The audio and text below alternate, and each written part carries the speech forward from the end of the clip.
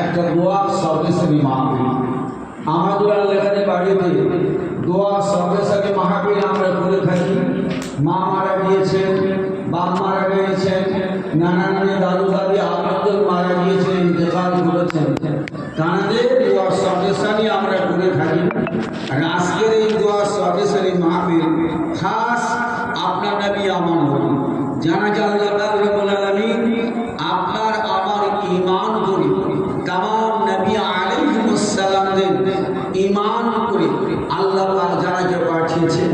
তিনি হলেন আপনার নবী আমার নবী হুজুর সাল্লাল্লাহু আলাইহি ওয়াসাল্লাম। দেরি না করে সকলে চলে আসেন।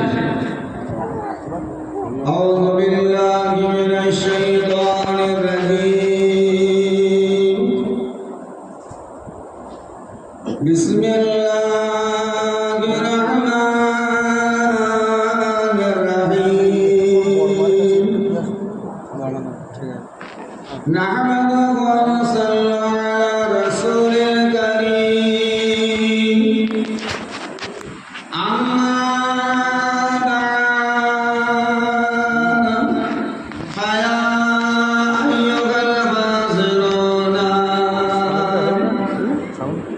رحمنا رحمكم الله وقال الله تعالى في كلام المجيد والقرآن الحميد إن الله وملائكته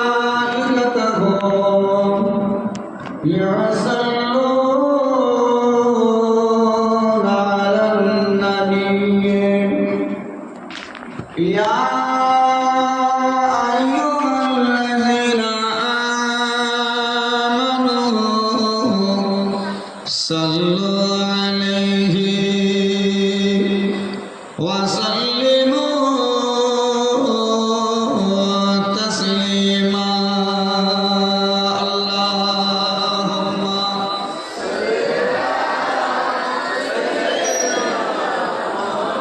مولانا محمد وعلى آله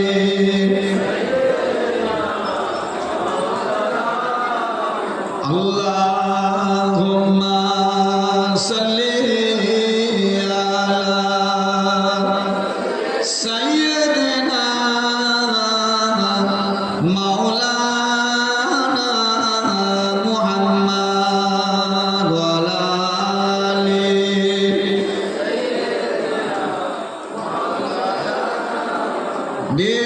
बेसहारों में जब उनकी रहमान हुई हशर का दुम देखता ही रह गया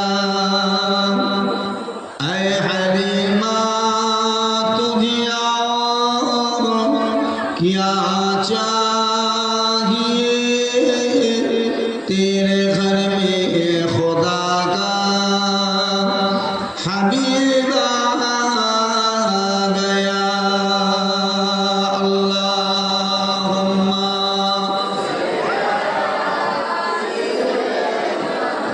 मौलाना मुहम्मद वअला आलिहि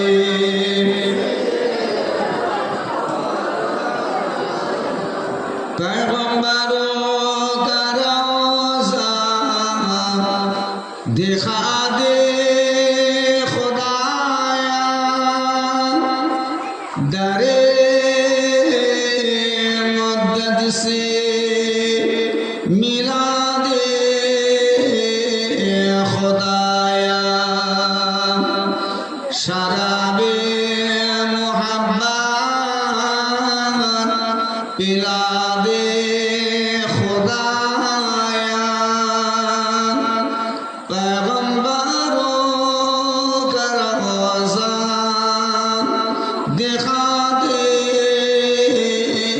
खुदाया अल्लाहुम्मा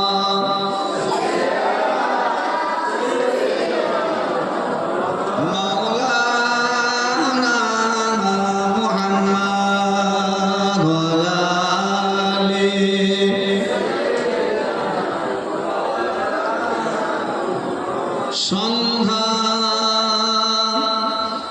সন্ধ্যা প্রতিদিন আসে যায় হিমেলা হাওয়ায় শীতের চাওয়ায় স্মরণ করে দিয়ে যায়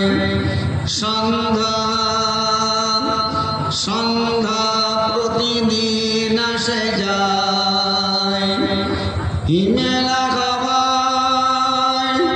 শীতের চাওয়ায় স্মরণ করে দিয়ে যায় এই জীবন নয় তো তোমার চিরদিন এই পৃথিবী নয় তো তোমার চিরদিন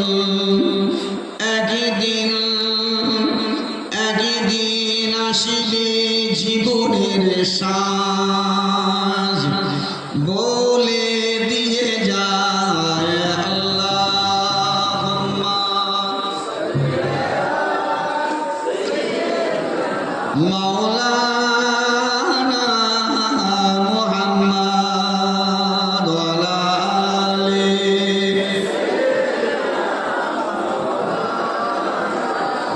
সকালের মখরাকা বিকালের শেষ রং ধরা যৌবন জানা ধরে শেষ সকালের মখরাকা বিকালের শেষ রং ধরা যৌবন জানা ধরে শেষ মেঘ মেঘ সমীরণ ছুঁয়ে তোমায় আজ আছে কাল নাই বলে দিয়ে যায় সন্ধ্যা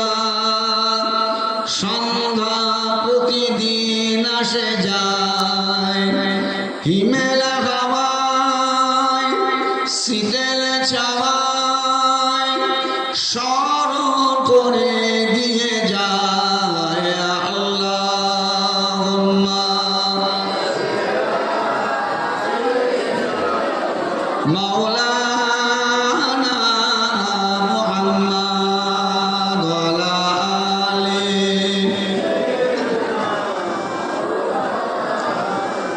وقال الله تعالى في كلام المجيد والفرقان الحميد قد جاءكم من الله نور وكتاب مبين قال رسول الله صلى الله عليه وسلم أول ما خلق الله نوري प्यारा हाज़िरे मजलिस আমার মুসলমান ভাইরা বয়োজ্যেষ্ঠ মুরব্বীর সমাবেশ পর্দার আড়ালে উপস্থিত আমার মা ও বোনেরা মহান আল্লাহ পাকের দরবারে হাজারো লাখো শুকরিয়া আদায় করি রব্বুল আলামিন আল্লাহ পাক প্রতি বছরে কিনে বছর আমাদের মানিকতলা গ্রামের বাৎসরিক বিশ্ব নবী দিবস উপলক্ষ করে একটা দোয়া সবেসনে মাহফিল আল্লাহ পাক আমাদের সকলকে আশা এবং বসার তৌফিক আল্লাহ দান করেছে এর জন্য আমরা একবার সকলে মিলে আল্লাহর প্রশংসা তারিফ হামদ সকলে মিলে একবার নিয়ে সকলে একবার বলুন আলহামদুলিল্লাহ। আমার বাবাজি ভাইজানেরা বলতে গেলে বাবাজি খুব দুঃখ লাগে, আফসোস হয়, বড় ব্যথা বেদনা লাগে। যে আজকের দিনে আমরা এসে উপস্থিত হয়েছি আমার আপনার নবী দয়ার নবীকে লিখি বাবাজি, কত ভুল না ঠিক?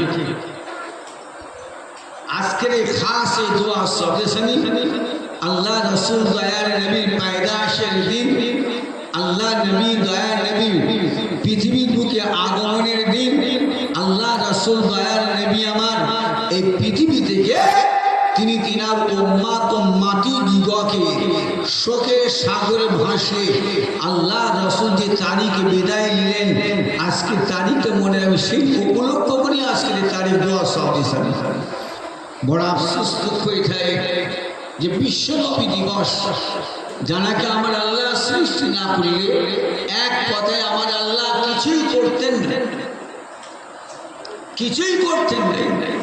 আর সেই নবী পাকের খাস দোয়া সদস্যে মা পেলে মানুষকে বাবাজি ডেকে ডেকে ডেকে ডেকে নিয়েছে, জমায়েত করতে হয়, জড়া করতে হয়, হাসিল করতে হয়। এটা কি বাবাজি বড় লজ্জার ব্যাপার কি? এটা না বড় দুঃখের ব্যাপার না? অবশ্যই এটা মনে রাখবে, বড় দুঃখের ব্যাপার, লজ্জার ব্যাপার। কারণ যারা দোয়া সবেশনে মাহফিল আমরা হাজির হয়েছি, কায়েম করেছি, তিনি এমন একটা ব্যক্তি যাকে আল্লাহ পাক রব্বুল আলামিন এত শান। এই বাচ্চা, আমি সময় বেশি দিতে পারবো না, 1 ঘন্টার সময় আমার। তোমরা যদি এদিক ওদিক কথা বলে গল্প গুজু করে দাও তাহলে তো আমার আলোচনা করাটা সমস্যা হয়ে যাবে। কথা বুঝলেন না? কথাটা হলো কি বলছিলাম, কথা কি বলছিলাম যে আল্লাহ পাক রব্বুল আলামিন আপনার আমার নবী দয়ার নবীকে আমার আল্লাহ সৃষ্টি না করলে আল্লাহ কিছুই করতেন নাই। খালি অতটুকু যদি ভাবি তাহলে বোঝা যাবে যে আল্লাহ রব্বুল আলামিন আপনার আমার নবীর শান তাহলে কত দিয়েছেন, সম্মান কত দিয়েছেন। আমি করতে পারি 10 তলা একটা বিল্ডিং, বালাখানা অট্টালিকা, হতে পারে আমার বিশাল বড় একটা ফ্যাক্টরি, হতে পারে আমার 10টা তেল পাম্প, হতে পারে আমার 20টা ইটভাট আমার আছে। মনে রাখবেন আপনি পেলেন কোথায়? প্রথম প্রশ্ন হলো আমার এটা, আপনি এগুলো পেলেন কোথায়? কিভাবে আপনি পেলেন? কিভাবে আপনার কাছে আসলো? কিভাবে আপনার কাছে আপনাকে দেওয়া হলো? কথা বুঝলেন? যদি এতটুকু ভাবি, ভাবতে ভাবতে ভাবতে ভাবতে আপনি এমন একটা জায়গায় পৌঁছাবেন, সেই জায়গায় পৌঁছানো মাত্র আপনি দেখতে পাবেন আপনি আপনার নবীকে পাবেন। কথা বোঝা হলো না? আমি আপনি যে যত টাকার মালিক হই না কেন, তামাম পৃথিবীটা যদি আপনার হয়ে যায়, তারপরেও মনে রাখবেন এই পৃথিবীটা আপনি যে পেলেন, কিভাবে পেলেন, এর মূলে কে আছে? এর মূল যখন আপনি খুঁজতে যাবেন, দেখবেন খুঁজতে খুঁজতে আপনি পাবেন আপনার নবীকে আপনি পেয়ে যাবেন। যদি বলুন একটু সুবহানাল্লাহ। তাই মোটামুটি যা কিছু সব আল্লাহ পাক আপনার আমার নবীর দয়ার নবীর ওসিলায় দিয়েছেন। এটা কি আমরা কেউ অস্বীকার করতে পারবো? আমরা কেউ কখনোই এটা অস্বীকার করতে পারবো না। তাহলে বোঝা গেল আল্লাহ পাক আপনার আমার নবীকে কত শান দিয়েছেন, কত ইজ্জত, কত সম্মান। কাল কিয়ামতের দিন, মাশার ময়দান, বিচারের দিনে সমস্ত মানুষ নাফসি নাফসি নাফসি নাফসি করবে। আপনার আমার নবীর দয়ার নবীর জন্য আল্লাহ রাব্বুল আলামিন কিয়ামতের ময়দানে একটা সিংহাসন, একটা কুরসি মুবারক আল্লাহ পাক যেটা আমার নবীর জন্য আল্লাহ রাখবেন। জুড়ে বলেন সুবহানাল্লাহ। আল্লাহ রাব্বুল আলামিন কিয়ামতের দিন মাশার ময়দানে আমার নবীকে লক্ষ্য করে আমার আল্লাহ বলে, হাবিব দোস্ত, আপনি কিয়ামতের ময়দানে এতটা আপনি চিন্তিত হবেন। হাবিব, আমি আল্লাহ আপনার এত শান, এত ইজ্জত, এত সম্মান, এত রুতবা আমি আল্লাহ আপনাকে দিয়েছি। হাবিব, আপনি লক্ষ্য করে দেখেন এই কিয়ামতের ময়দানে আমি আল্লাহ রাব্বুল আলামিন মিজান জানি আল্লাহর পাশে একটা মাত্র সিংহাসন আমি আল্লাহ একটা মাত্র। এই সিংহাসনের কাজ আমি এই সিংহাসন আমি আল্লাহ কেবল মাত্র আপনার জন্য বানিয়েছি। হাবিব আপনি তো দেখেন 1,24,000 মতান্তরে 2,24,000 নবী রাসূল পয়গম্বর আমি আল্লাহ বানিয়েছি।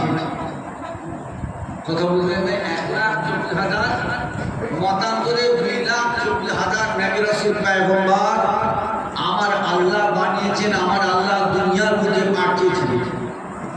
হাবিব আপনি লক্ষ্য করে দেখেন সিংহাসন কিন্তু একটা, কথা বললেন কুরসি হলো মাত্র একটা। আমি আল্লাহ তামাম নবী রাসূল পয়গম্বরদের মধ্যে আমি আল্লাহ আপনাকে সবচেয়ে উচ্চ মর্যাদার সম্মানের আসন আমি আল্লাহ দিয়েছি।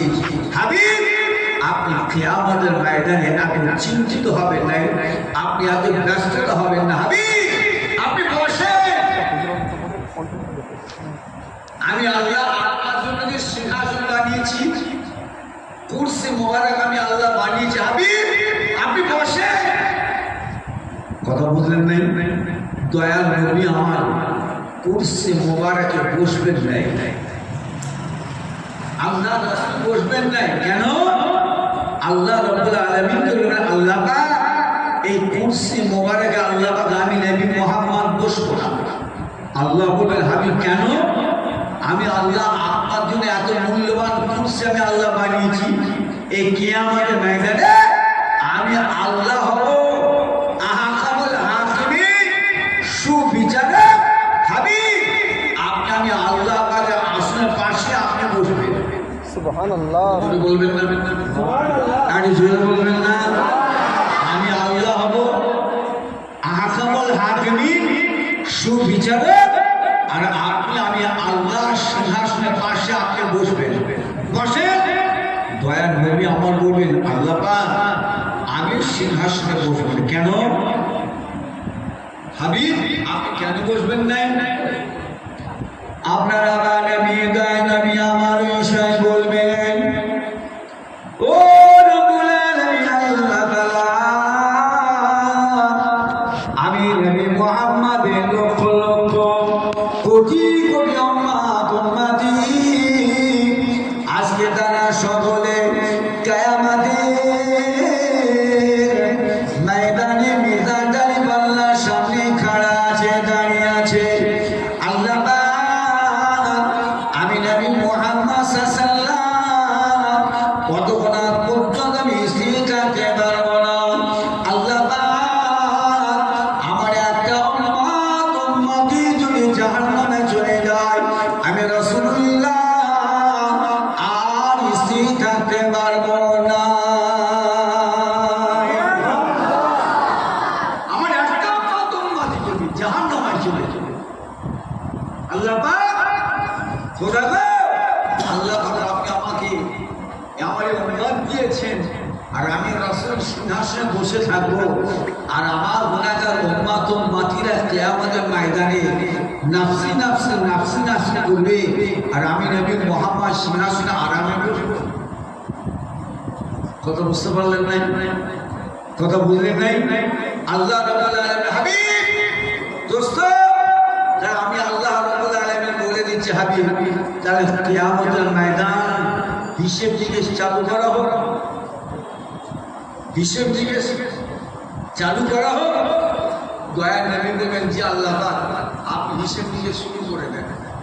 আল্লাহ বলবেন হাবিব আপনি বলেন, আপনি বলেন আমি আল্লাহ রাব্বুল আলামিন সর্বপ্রথম কার আমলনামা মিজান গাড়ি পাল্লার মধ্যে উঠাবো হাবিব সেটা আপনি বলে দেন, সেটা আপনি বলেন। দয়ার নবী আমার বলবেন আল্লাহ পাক খোদা গো আমি নবী মুহাম্মদ সাল্লাল্লাহু আলাইহি ওয়াসাল্লাম বলতে পারবো না, আমি নবী বলতে পারবো না যে আমার কোন উম্মতে বা কার আমলনামা আগে মিজান গাড়ি পাল্লায় উঠানো হবে, হিসেব দেওয়া হবে। আল্লাহ পাক আমি নবী মুহাম্মদ সাল্লাল্লাহু আলাইহি ওয়াসাল্লাম বলতে পারবো না। আল্লাহ রাব্বুল আলামিন তখন বলবেন এই আমার মালায়েকা ফেরেশতা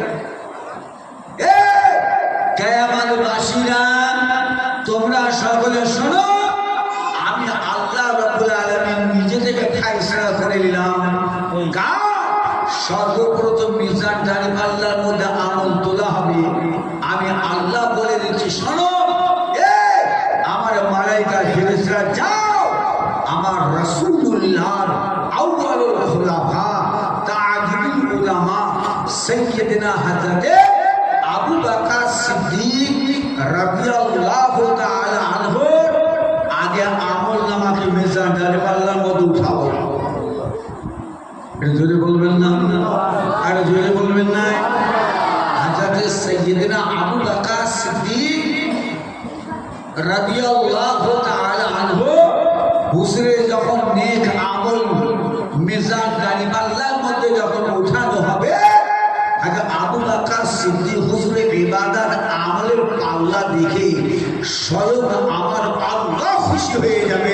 জোরে বলেন, আর জোরে সুরে বলা যাবে না, কথা বুঝবেন না? ওই সময় আমার আল্লাহ রব্বুল আলামিন আবু বকর সিদ্দিকের আমল নামা যখন মিজান দাঁড়িপাল্লার মধ্যে উঠাবে, আবু বকর সিদ্দিক হুজুরের আমল এত আমল মিজান দাঁড়িপাল্লা তোলার সাথে সাথে নেকি দিকে পাল্লাটা মুহূর্তের মধ্যে নিচে ঠেকে যাবে। মুহূর্তের মধ্যে আল্লাহ রব্বুল আলামিন বড় খুশি হয়ে যাবে। খুশি হয়ে যাওয়ার সাথে সাথে ওই সুযোগে আপনার আমার নবী, দয়ার নবী আমার আল্লাহ রাব্বুল আলামিনকে বলে, আল্লাহ আমার আবু বকরের আমল, আল্লাহ আমার আবু বকরের আমল, আল্লাহ পাক আমার গুনাহগার উম্মত কথা বোঝা আসলো না? নবী আমার আল্লাহ আল্লাহ আমার আবু বকরের আমল দেখেন, খোদা গো আমার উম্মত আমার উম্মত আল্লাহ রাব্বুল আলামিন একের পর এক যখন মিজান দাঁড়িপাল্লার মধ্যে উম্মতে মুহাম্মাদের আমলকে তুলতে দেখা যাবে কোন উম্মতের নেকির পাল্লা হালকা, গুনার পাল্লা ভারী। যাদের গুনার পাল্লা ভারী হয়ে যাবে, নেকির পাল্লা হালকা হয়ে যাবে। নেকির পাল্লাটাকে ভারী করার জন্য দয়ার নবী আমার গুনাহগার উম্মতের গুনার পাল্লার নিচে আল্লাহ রাসূল নূরের হাতটা দিয়ে ঠেলে উঁচু করে ধরবেন, যাতে উম্মতের নেকির পাল্লাটা ঝুঁকে যায়, ভারী হয়ে যায়। সুবহানাল্লাহ, জোরে বলবেন না, জোরে বলবেন না, কথা বোঝাচ্ছে না, কথা বুঝতে পারছেন না?